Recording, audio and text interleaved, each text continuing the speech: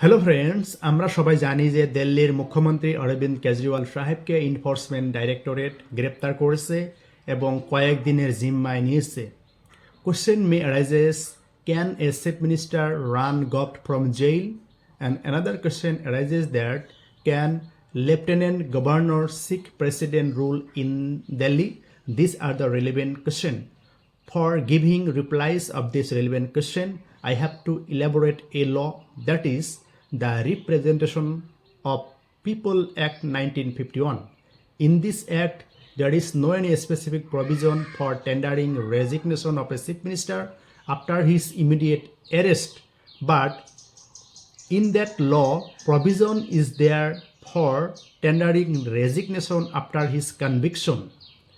In case of Arvind Kejriwal, he is not convicted yet. That's why there is no question for tendering his resignation presently.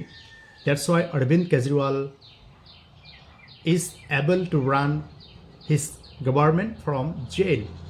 But in case of second question, there is every possibility of president rule in Delhi, citing a reason that failure of constitutional machinery. Thanks a lot.